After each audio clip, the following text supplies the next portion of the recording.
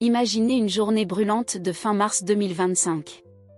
Le soleil cogne sur le parking de Luxe Auto Prestige, un concessionnaire rutilant où les voitures brillent comme des miroirs et où l'odeur de cuir neuf vous prend à la gorge dès que vous poussez la porte. Kylian Mbappé, oui, le Kylian Mbappé, superstar du foot, multimillionnaire et désormais homme d'affaires discret gare sa vieille Clio cabossée à l'arrière du bâtiment. Pas de Lamborghini rutilante, pas de costume Armani, juste un survêt Adidas défraîchi, des baskets usées et une casquette vissée sur la tête. Pourquoi? Parce qu'il vient de racheter ce bijou de concession il y a un mois, et qu'il veut voir ce qui se passe vraiment quand le grand patron n'est pas censé être là. Il coupe le moteur, jette un coup d'œil à la façade clinquant, un mélange de verre fumé et de néon qui lance, fric et ambition, et pousse un petit soupir. Allez, on va voir ce que vaut l'équipe, marmonne-t-il en sortant, un sourire en coin. Préparez-vous, dans quelques secondes, vous allez vivre un choc monumental qui va retourner toutes vos certitudes.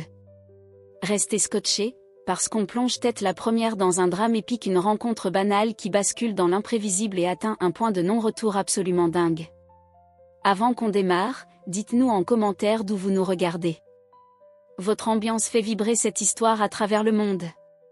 Et si vous kiffez les récits qui claquent comme celui-ci, abonnez-vous illico pour ne jamais rater une seconde de nos prochaines bombes récits. On y va, accrochez-vous.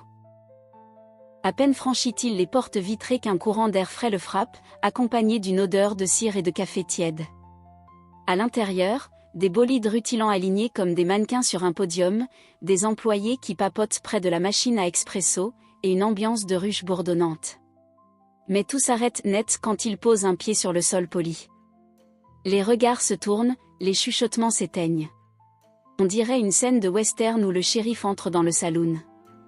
Et là, surgissant du fond comme une tornade en tailleur Chanel, arrive Corinne, la conseillère commerciale.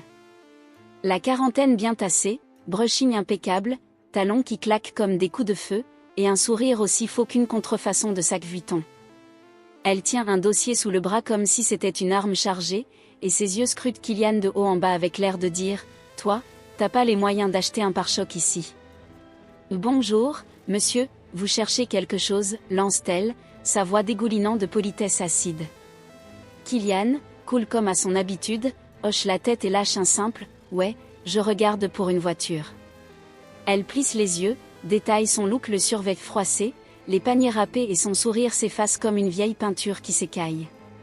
Je vois. Ici, on s'adresse à une clientèle, disons, particulière. Nos modèles nécessitent une petite préqualification. Peut-être que je peux vous indiquer un garage plus adapté? Kylian hausse un sourcil, amusé. L'adapté à quoi, exactement? Corinne, prise de court une demi-seconde, se ressaisit et balance, avec un petit rire pincé, disons qu'on commence à 6 chiffres ici. Je veux juste vous éviter de perdre votre temps et le nôtre. Elle croise les bras, fièrement de sa tirade, pendant qu'un vendeur au fond étouffe un gloussement. Mais Kylian ne bronche pas. Il se contente de marcher vers une Porsche gris métallisée, effleure la carrosserie du bout des doigts et lâche, l'air de rien, jolie bagnole. Corinne, qui commence à perdre patience, fronce les sourcils. Oui, magnifique, n'est-ce pas? Mais s'il vous plaît, évitez de toucher. Sur réserve ça aux clients sérieux. Elle marque une pause, puis ajoute, avec une ton de maîtresse d'école, écoutez, si vous voulez, je peux vous orienter vers un revendeur de voitures d'occasion. Pas loin, ils ont des trucs sympas dans votre style. Là, Kylian se marre carrément, un petit rire discret mais bien senti. Mon style, hein? Intéressant. Et vous me conseilleriez quoi, alors? Corinne, sentant qu'elle a le dessus, sort une liste froissée de son dossier des vieilles Peugeot et une Clio encore plus pourrie que celle qu'il a garée dehors et la lui tend comme une aumône. Voilà, ça pourrait vous convenir. Fiable, économique, parfait pour votre situation. Kylian prend la feuille, la plie avec un soin exagéré et la glisse dans sa poche. Ma situation. Ok, j'aime bien l'effort. Corinne, un peu déstabilisée par son calme olympien, insiste, écoutez, je suis réaliste. Luxe Auto Prestige, c'est pas pour tout le monde. Il la fixe, un sourire en coin. Et qu'est-ce qui vous fait penser que ce n'est pas pour moi? Elle se redresse, Pleine d'assurance, j'ai du flair, monsieur. Des années à repérer les vrais clients des rêveurs. Vous êtes hors de votre ligue. C'est là que ça devient épique. Kylian, toujours zen, sort son téléphone et tapote l'écran. Et d'accord, on va clarifier ça.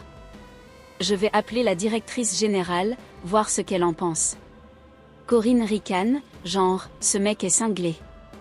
La directrice ? Elle est bien trop occupée pour... Mais avant qu'elle finisse, Kylian porte le téléphone à son oreille. Salut, c'est moi. Ouais, je suis au cons. Tu peux venir ? Il raccroche, l'air satisfait. Là, elle arrive. Corinne cligne des yeux, bouche bée. Vous avez appelé qui, là ? Pas de réponse. Juste un silence lourd, ponctué par les murmures des employés qui sentent que ça va chauffer. 5 minutes plus tard, la porte s'ouvre en grand, et entre Sophie, la directrice générale, tailleur impeccable et démarche assurée. Elle repère Kylian, s'avance et lance « Monsieur Mbappé. Ravi de vous voir. » Boum. La bombe est lâchée. Corinne manque de s'étouffer avec son propre souffle. Son dossier glisse presque de ses mains. Le Mbappé ? Kylian Mbappé ? Sophie, un peu confuse, hoche la tête. Oui, Corinne, le proprio depuis un mois. Tu l'as pas reconnu ? La conseillère commerciale passe par toutes les couleurs rouge tomate, blanc fantôme et bredouille. Je savais pas. Kylian, magnanime, lève une main. Pas grave, on a juste mal commencé. Mais on va causer, là. Il réunit tout le monde dans la salle de conférence, une pièce vitrée qui envoyait le marqueur effaçable et le stress. L'équipe s'assoit, Corinne au fond, l'air d'une ado convoquée chez le proviseur. Kylian prend la parole, cool mais ferme. Salut, moi c'est Kylian Mbappé, votre nouveau patron. Aujourd'hui, j'ai voulu voir comment ça tourne ici sans le tapis rouge. Et franchement, j'ai été accueilli comme un mec qui squatte un buffet gratuit. On m'a jugé sur mon survêt, pas sur ce que je suis. Il jette un œil à Corinne, qui fixe ses serres comme si elle pouvait s'y cacher. C'est pas juste perso, hein. C'est un signal. Si on traite un client ou moi comme ça à cause d'un look, sur un problème. Un jeune vendeur ose lever la main, Monsieur Mbappé, on essaie d'être cool avec tout le monde, mais des fois, on juge sans faire gaffe. Kylian hoche la tête, ouais, je pige. Sur tous les réflexes pourris. Mais essayer, ça suffit pas, faut bosser dessus, démonter ces clichés à la racine. Il se tourne vers Corinne, vous voulez ajouter un truc ? Elle marmonne, la voix tremblante, j'ai merdé. J'ai jugé trop vite, et je m'excuse, Monsieur Mbappé. Il acquiesce, merci. C'est un début. Mais faut que ça change pour de bon. On va mettre des formations, secouer nos habitudes. Ici, on vend pas que des caisses, on vend du respect. Si quelqu'un est pas d'accord, la porte est là. Silence total. Personne ne moufte. À la fin, Corinne s'approche, penaude, merci de me laisser une chance. Je vais prouver que je peux faire mieux. Kylian la fixe, sérieux, j'espère. Les mots, c'est bien, les actes, c'est mieux. Il se tourne vers Sophie, réunion la semaine pro. On met tout à plat. Puis, en sortant, il jette un dernier regard aux voitures qui brillent. Ce cons, c'est pas juste du business. C'est une mission. Et Kylian Mbappé compte bien la mener à fond.